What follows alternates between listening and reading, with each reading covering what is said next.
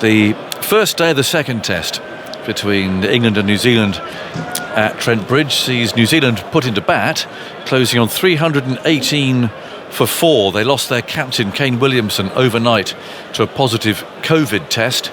And there'll be some anxious testing, I suspect, amongst the New Zealanders tonight. They're going to have to all retest and make sure that there aren't any more victims as far as that's concerned. They've had to juggle their team around, obviously, to accommodate the loss of Williamson, but also Colin de Grandhomme as well. So they went in without their spinner, and they've reinforced their seam attack. But they were put in, and Young and Latham steadied any anxiety there might have been, put on 84 for the first wicket before Young was caught by Crawley off Stokes for 47.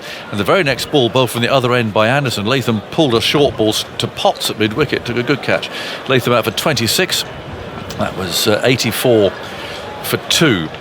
Then a stand between Nicholls and Conway. Nicholls was dropped on 17. I must mention there are a number of chances that were missed today of varying difficulties, but Nicholls certainly was the lucky recipient of one of those before he was caught by Folkes off Stokes for 30. That was 161 for 3, and then 8 runs later Conway was caught behind off Anderson for 46, and that was it really. Mitchell was dropped on 3, a very, very catchable chance.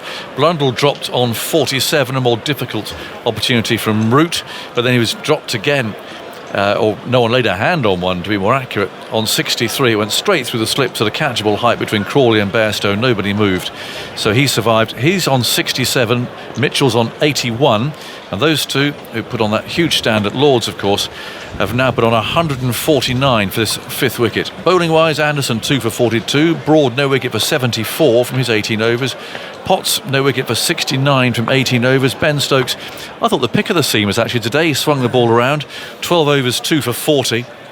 Jack Leach 18 overs no wicket for 62, and Joe Root bowled 3 overs for 15. So that's how it ends at the close of the first day. Michael Vaughan can cast his eye over all of that before we just dissect precisely what's been going on. What do you make of that day, Michael? Well, full credit to New Zealand. We know that they're a fighting side. We knew that they'd come back here at Trent Bridge, having lost that first test match where they were a bit rusty. I didn't think either team played great at Lords. It was just a great contest to watch, and obviously an incredible innings by Joe Root got England over the line. But Ben Stokes decided to bowl first. Both captains were going to do that. I think more in the concern of the batting. Concern that, you know, this morning it might have done a little bit, and both batting lineups probably are a little bit fragile at the minute. I think both captains are a bit wary of that, and they probably think, oh, if we give the ball to our seamers, that's probably the safest option. That's a sign, particularly of an England side that are not quite confident enough, really. A good side would have arrived this morning, wouldn't have even hesitated, bat first. A confident New Zealand side, I'm pretty sure, would have batted. It's dry, first. Isn't it? It's not a damp green pitch. No, it's not. There's a green tinge to it, and I guess when you're up here, you look at it, and it's certainly got a little bit paler as the day has gone on. But when you were here this morning at about 10 o'clock, you looked down, you saw a lot of green grass. But when we had the chance to go and look at it, you looked at it and went, wait a minute, it's quite dry underneath that green tinge. But you can kind of understand why he did it. If you bowl first, you've got to do what England did at Lords. You have to get a couple of early ones to give yourself that belief that you've made the right call, and then you've got to catch well. Now, if England had caught as well as they did at Lords here today, I reckon New Zealand potentially would have been 300, 310 all out today, because, you know, the balls went through the gap. Joe Root dropped Mitchell a very simple one early in his innings. One went through the gap at the end there from Stuart Broad, where the fielder, you know, as a seam bowler, you actually don't mind if they drop them, if they go for them, but if they don't go for them, you're thinking, oh, what's going on there? There's clearly a communication issue. So New Zealand will be delighted with day one. I do think it's a pretty good pitch. There was 2 deliveries in that last half an hour that I would be concerned with if I was England. One from Potts flew off a length. So clearly there's a crack or two there that's starting to develop. And actually one from Jack Leach spun past the outside edge of Mitchell, which went quite sharply. I know they've got Michael Bracewell, a young debutant. He bowls off spin, but there's 5 left-handers in England's batting lineup, so an off-spinner will fancy the chances. England have to do tomorrow morning what they did on the 3rd morning at Lords, where they got 6 for 40. Come roaring back. Yeah, they've got to come roaring back in the morning, get New Zealand out for 363. Talking about roaring, there goes is that the hover? That's the hover, hover cover. Yeah, they need to get that last 6 wickets for 50 runs, and then it's all about the batting. Which they could do, because there's a debutant coming next, Carl Jamieson, and then the bowlers. That's a very, very noisy hover cover down there below us. And anyway, the grounds was having some fun with that. I think New Zealand deserve an awful lot of credit, because overnight comes the news, oh crikey, the captain's got COVID. And it's almost as if, cricket-wise, certainly at Lord's last week, that had all gone away, and that all the protocols are relaxed. Everyone was able to do what they used to be able to do, and Ben Stokes talking yesterday was actually a real reflection on how nice it was to have the families around again when they'd won the game, and how they'd gone into the New Zealand dressing room to have a beer at the end of the match, which is what they couldn't do for 2 years or so. And then suddenly, captain's got COVID. Oh crikey, what are we going to do? Well, all right, we've got to find some players. Hamish Rutherford, come up the E46 from Leicester. You're back in the squad again. You haven't been there for 6 years or so, but anyway, welcome back. He's dragging his bag into the dressing room. Who else is around? Has anyone else tested positive? No. Right, we've got 3 changes to the team, and you can imagine actually there's quite a bit going on. I think from the management perspective, they must still be thinking, look, what are we going to do if another player or two goes down tonight? Where are we going to find some players from? So just to come out calmly, the acting captain there, Latham, and Young, to bat so nicely for that, and just settle things down a bit. I think of all the teams in the world, I reckon those kind of scenarios probably affect New Zealand the least. I just think they get on with it. I just think they've got a great mentality. I said at the start of the programme about Kane Williamson, if you were ever going to play against a New Zealand side and Kane was going to be the player to miss out, and you think it's not going to be that much of a loss at this stage, it's now, because he's just not in any kind of form. He's been struggling for runs in the IPL. He looked completely out of form in that first test match. And you go back to last year when New Zealand beat England at Edgbaston, he didn't play in that game. Latham was the captain, so you just know with this New Zealand side, Nicholls is a good player. He didn't get a huge score today, but he's a good player. So he was always going to bolster this batting lineup. And it's that partnership once again in Mitchell and Blundell. They played great at Lord's. Just great tempo, real control, but attacking at the right time. Mitchell took on Jack Leach, danced down a couple of times, went see you later, Jack, hit one into a pint of lager. He looks a really good player, and this partnership's 149, and it's got a great opportunity. If it sees off the first half an hour in the morning, they could go really, really big and get to that 450, 500 if they could survive the first 30, 40 minutes. And they do complement each other very well, don't they? Mitchell is a big front footer. I mean, when Stuart Broad was taking a second new ball towards the end, he was on the front foot before Broad let the ball go. Whereas Blundell, back in his crease, busy, back foot player, strong square on both sides of the pitch. And when you're bowling, therefore, it's like bowling a left or right-hander, isn't it? I mean, they're both right-handers, but play completely differently. So your lengths are different and messed around and so on. You could clearly see the confidence as well when they got out there. I mean, I know Mitchell had a bit of fortune, very unlike Joe Root. The drop catch was so straightforward. That's just concentration. Calf high. Yeah, he must have just switched off for that split second, which is all it takes. But from that kind of fortune kind of position, he's just looked like he's not going to get out. He's played straight. He's latched onto anything short. He's really kind of took on the left arm spinner. There's 2 good players. New Zealand are a good team. For the last few years, they've been very, very consistent. They know how to play test match cricket. England won at Lord's, but let's be honest, there was still a lot of their old deficiencies. The one thing that surprised me more than anything at Lord's was the catching. The catching at Lord's was magnificent. And here we've gone back, let's be honest, today's fielding effort by England has been what we've seen for the last 2 or 3 years. It's nothing new. This is what's been happening. Broad, Anderson have been running in, whoever the seamers in, the outside edges have been found, and England have been dropping catches quite regular. So what we saw at Lord's, I was hoping that was going to be the start of something new.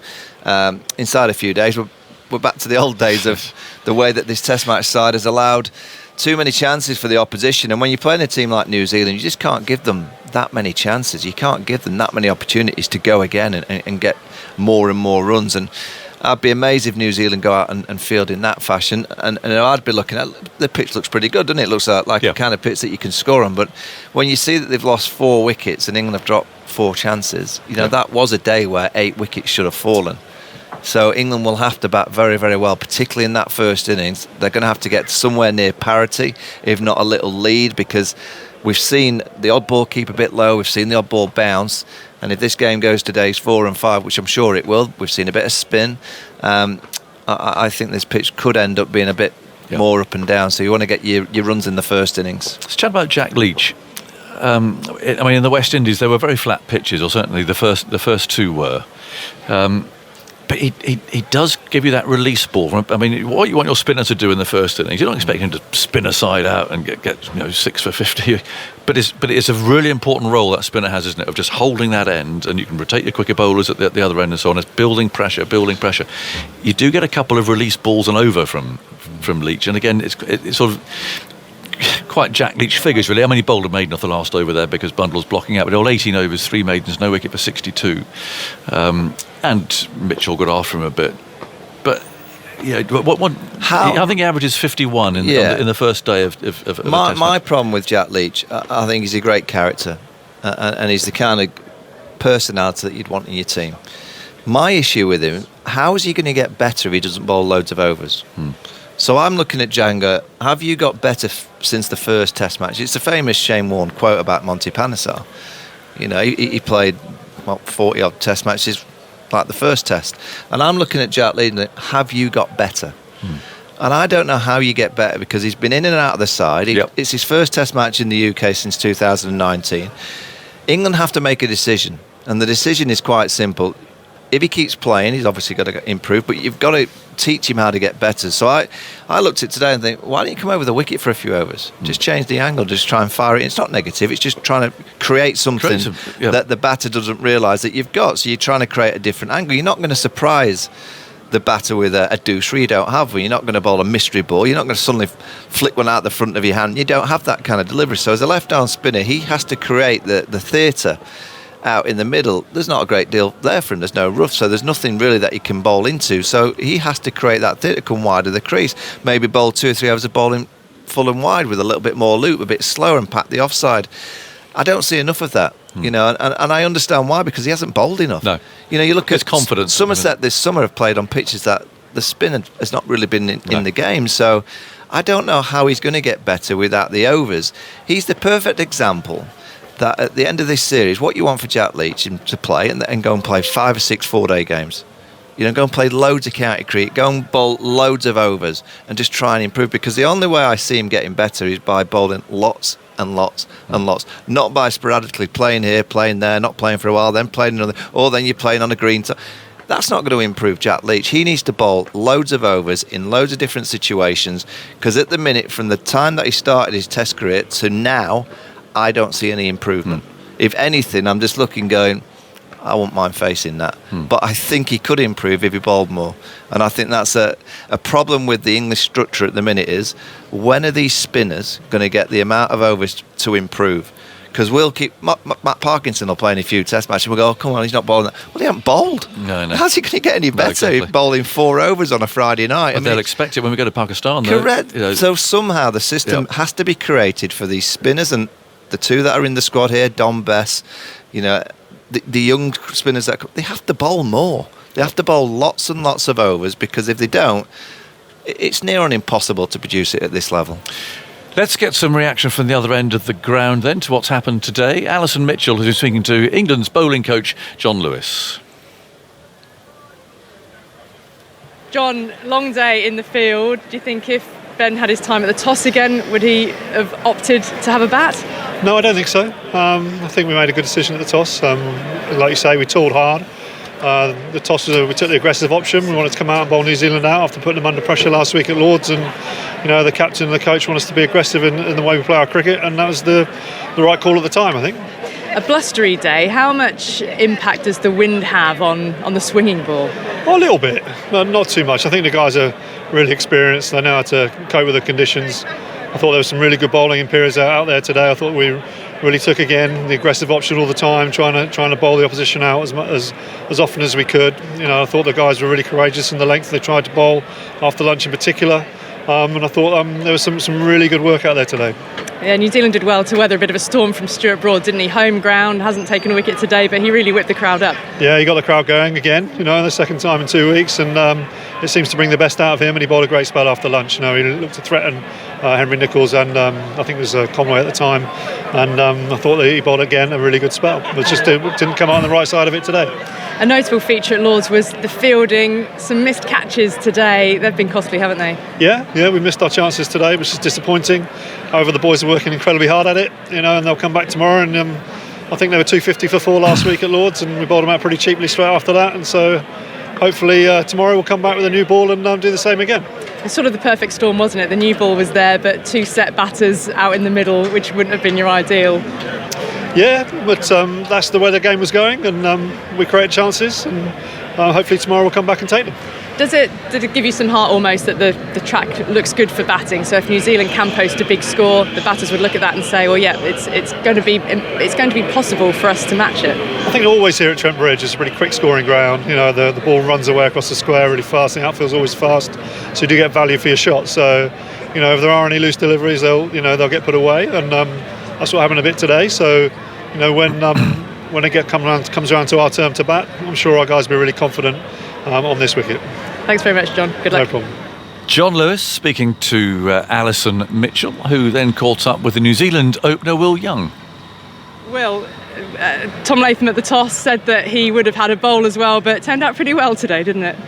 Yeah, I think it's one of those wickets. It's actually a tough one to decide what to do at times, but you've got to make a call, don't you? And Ben chose to bowl. We would have bowled as well, but that's cricket. Sometimes you bat, sometimes you bowl, and we got stuck out there. So it was nice to form a bit of a partnership with Tom and get the innings underway. Yeah, it was a fabulous opening stand. A couple of low scores for you at Lord's, but how well prepared did you feel for the series? Yeah, I've felt well prepared for the series. Obviously, we had a couple of warm-up games before the test at Lord's too. And as an opening batsman, sometimes you miss out. So, yeah, I'm here. I'm playing another test and just looking to do my role for the team and get off to a good start if possible. It's one of those innings where there are a number of starts, no one was quite kicking on, but now you've got another excellent partnership between Daryl Mitchell and Tom Blundell. They seem to like batting together, don't they? They certainly do. They had a great partnership at Lord's, and as you say, a few starts at the top of our order, which the boys are obviously a little bit frustrated with, but such a good way to finish the day off, being 4 down with Tommy and Daryl, forming a great partnership. How unsettling was it to lose Kane Williamson so late with that COVID test last night? Yeah, a little bit. It always hurts to lose your leader, and obviously a great player as well. But the boys have obviously bounced back well. There's some real good depth in New Zealand cricket at the moment, and the guys can just slot up the order slightly and perform a slightly different role on a given day. And also meant Michael Bracewell could make his debut, which is also really exciting for him and all of us as well. And when it comes to the captaincy, Tom Latham has captained quite a lot of late. What's he like as a captain that we don't see? What's he like in the dressing room? He's a great man and a great leader too. Tom's one of the experienced heads in the changing room now, and he's a really popular lad in the changing room too. So, as you say, he's done it plenty of times before, and it's not nice to have someone like him to call up on, when things come out of the blue like that. So, yeah, Tom's really good. Looking at a big first innings here, obviously at Lord's there was a bit of a fall away for those last sort of 6 wickets. How confident, it's obviously to say you want as many runs as possible, but how many would you want to get from here on in? As many as possible. No, obviously the second new ball late today was meant to be a tricky period. Obviously Tom and Daryl got through that, so same old cliche with cricket, get through that first hour tomorrow and then set up the rest of the day from there and hopefully post a big total first innings. Well batted yourself today, Will. Good luck. Thanks very much. That's Will Young, who made 47 today. Jeremy Coney is alongside me as we bring our review towards a close. He made the point earlier, didn't he, that they all got starts, yeah. Jeremy. That's actually quite a good point. It's been a very good day for New Zealand, I think. But you look down that order, 26, 47, 46, 30. Yeah, you'd like one to convert that, wouldn't you, so. into an innings of significance. While they're okay, and they might look at them in terms of what happened at Lord's, and they'll say, oh, that's quite good, at least breathe a bit of relief. But, when they'll look back on it, there was, as he mentioned, some frustration. And I'm not surprised about that because they were looking quite comfortable, really. Yes. There was not so much movement on this pitch today. I think maybe, I don't know, it was a little bit like Lord's, that this was a surface in a different way, because that did move a little bit, didn't it, at Lord's? This one didn't quite so much, and New Zealand were able to get some boundaries away quite quickly, and the score mounted them 20 boundaries in that first session today. That's not too bad. No, it's not. Get you to 100. But I think you would be pretty pleased with the way that they did respond, didn't they, to Williamson going. I mean, we've talked about this with the unsettling nature of all of that, and is anyone else going to be positive? Which replacements can we find? And all that sort of stuff that would have been going on behind the scenes. They should have come out very calm and having put into bat and just knock up 84 for the first wicket was actually must have just calmed things down. Oh, I'm sure you're right. And it was the manner in which they got the 84. They were they looked comfortable, it seemed to me, and every time there was a ball that was dropped short, it was punched away. It looked appropriate for the ball that was bowled. It wasn't lucky. There wasn't a lot to third man, and so that was good. And the partnerships kept coming, didn't they? While the wickets were lost in pairs throughout the day, which was quite disappointing. I'm sure the captain of this match will feel, gee, I missed out today. But then England would feel we've had 2 new batsmen twice, and we haven't been able to knock it over. Yeah, that's right. And then again, once again, that they got to 4 down for about 170. New Zealand were saying, oh dear, what can happen now? Well, a catch was dropped, and that was Mitchell. Has been driving quite hard. Catching's been poor. It's been one of the main features of the day, actually, or the non-catching. And then an authoritative innings from Mitchell, always coming at the not quite the pace to worry you that he'll suddenly bounce you and force you into a false stroke. So he's able to do that, I think, and complemented nicely by Blundell once again off the back foot mainly. What do you think? We've seen him. One ball actually bounced quite sharply. Yeah. But more from a New Zealand perspective, we've seen the ball turn. Yes. I mean, if they can get a big score here, they could put England under real pressure.